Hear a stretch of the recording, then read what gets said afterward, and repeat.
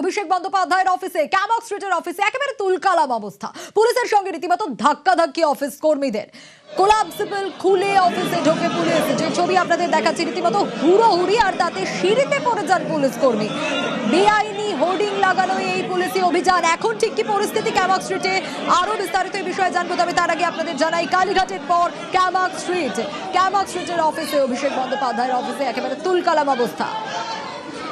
3 নম্বর stamp হবে তো, আধিকারিকের স্ট্যাম্প সই নেই। হ্যাঁ, উপরে এখন হচ্ছে কি? উপরে কি কথা বলছে?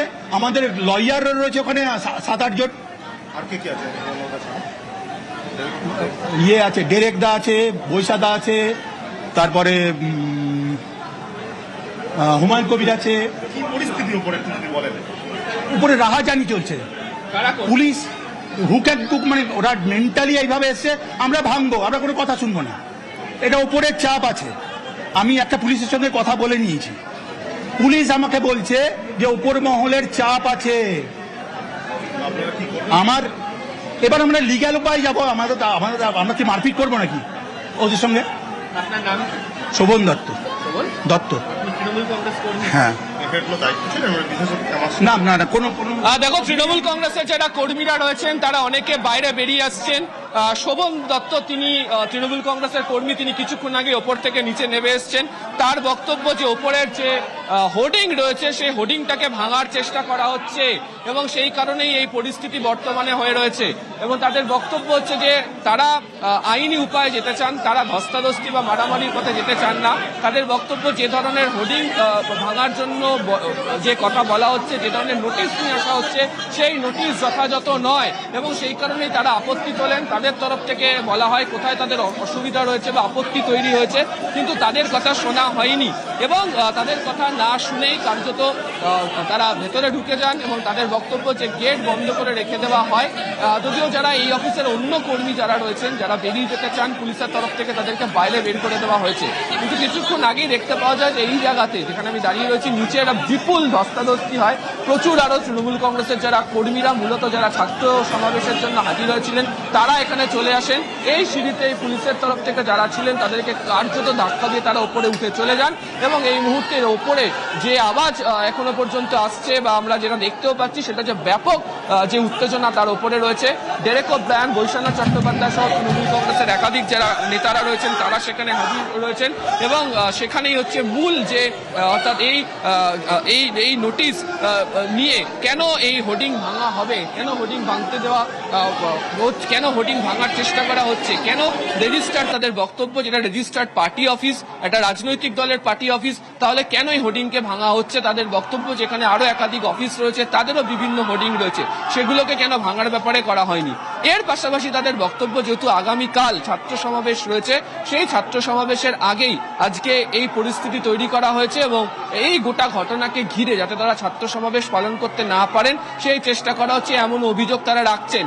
কিন্তু এখানে যারা পুরসভা এবং পুলিশের তরফ থেকে যারা হাজির হয়েছিলেন, তাদের বক্তব্য যে তাদের কাছে যে নোটিশ ছিল এবং সেটি যথাযথ রকমের প্রক্রিয়ার মধ্যেই ছিল এবং তারা সেটা নিয়ে এখানে এসছেন এবং সেই কারণে সেই নোটিশ দিয়ে তারা হোর্ডিংটাকে তারা ভেঙে সরিয়ে দিতে চান এবং তারা বলছেন এখানে এই হোর্ডিং রাখার ক্ষেত্রে বেশ কেন আপত্তি রয়েছে সেটাও তার মধ্যে উল্লেখিত। এবং তুমি জানোই যে কিছুক্ষণ আগে অভিষেক বন্দ্যোপাধ্যায়ের তরফ থেকেও বলা হয় যে তারা গোটা বিষয়টিকে নিয়ে আইনত লড়াই করবেন, আইনের দ্বারস্থ হচ্ছেন এবং তারা আইনজীবী মারফত নোটিশ পাঠানোর পাশাপাশি তারা কোর্টেও গোটা বিষয়টি জানাবেন। কিন্তু আমরা এর আগেও দেখেছিলাম যে আমতলার ক্ষেত্রে তার যে পার্টি অফিস, সেটা ভাঙা নিয়ে একটা বিতর্ক তৈরি হয়। এরপর আমরা দেখেছিলাম যে কালীঘাটে তার বাড়িতে পুলিশ গিয়েছিল ঠিক খোঁজে, তা নিয়ে নানা ধরনের রাজনৈতিক বিতর্ক তৈরি হয় এবং আজকে যখন আগামীকাল তৃণমূল ছাত্র পরিষদের সমাবেশ রয়েছে, তার আগে ফের ক্যামক স্ট্রিটে অভিষেক বন্দ্যোপাধ্যায়ের যে অফিস, সেখানকার এই হোর্ডিং সরানোকে নিয়ে উত্তেজনা ছড়িয়েছে এবং সেই ছবি এই মুহূর্তে বর্তমান ক্যামক স্ট্রিটে। সঙ্গে থাকো আবির, যে ছবি এই মুহূর্তে দেখাচ্ছি, কি কারণে এই অভিযান? বেআইনি হোর্ডিং লাগানোর অভিযোগে পুলিশি হানা এবং অফিসে নোটিশ লাগাতে গেলে অফিস কর্মীরা রীতিমতো বাধা দিতে শুরু করেন এবং অফিস কর্মীদের নোটিশের বৈধতা নিয়ে প্রশ্ন অভিষেক বন্দ্যোপাধ্যায়ের। যে নোটিশের বৈধতা নিয়ে অভিষেক বন্দ্যোপাধ্যায় তিনি প্রশ্ন তুলেছেন এবং অফিসে যখন নোটিশ লাগাতে যাওয়া হয় তখন অফিস কর্মীরা রীতিমতো বাধা দিতে শুরু করেন, ধস্তাধস্তি শুরু হয়ে যায়। যে ছবি আপনাদের দেখাচ্ছি, নজর রাখি একবার। কংগ্রেসের যারা এখানে এসেছিলেন বোর্ডটা থাকে, এতদিন ছিল, এখন নতুন করে অভিষেক বন্দ্যোপাধ্যায় লাগায়নি। আমরা যখন হেরে গেলাম তখন এতদিন পরে কালকে যখন আমাদের ছাত্রদের আমাদের প্রতিষ্ঠা দিবস আছে সেটাকে সামনে রেখে সেটাকে ভণ্ডুল করার জন্য আজকে যে জিনিসটা করছে সেটা কি বাঞ্ছনীয়? সেটা বাঞ্ছনীয় নয়। তোমরা জিতে আছো, বিপুল ম্যান্ডেট নিয়ে আছো, আমরা হেরে আছি, আমাদের বিরোধিতা করতে দাও।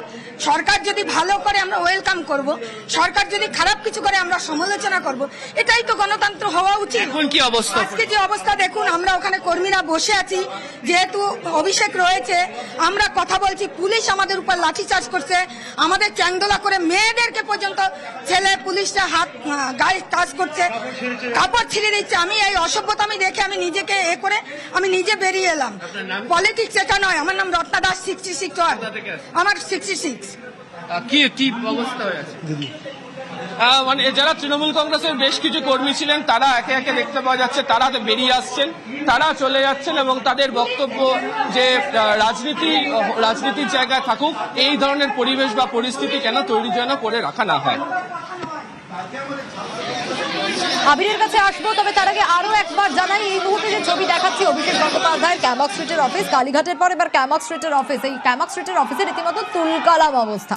পুলিশ সেখানে পৌঁছয়, অফিস কর্মীদের সাথে পুলিশের রীতিমতো ধাক্কাধাক্কি শুরু হয়ে যায়। কোলাপসিবল খুলে পুলিশ অফিসে ঢোকে আর হুড়োহুড়িতে পুলিশ কর্মী সিঁড়ি থেকে পড়ে যান। যে ছবি আপনাদের দেখাচ্ছি কিরকম হুড়োহুড়ি শুরু হয়, যে ছবিটার কথা এক্ষুনি বলছিলাম, যে কথা যে পুলিশ কর্মী রীতিমতো পড়ে যান, সিঁড়িতে পড়ে যান হুড়োহুড়ির চোটে।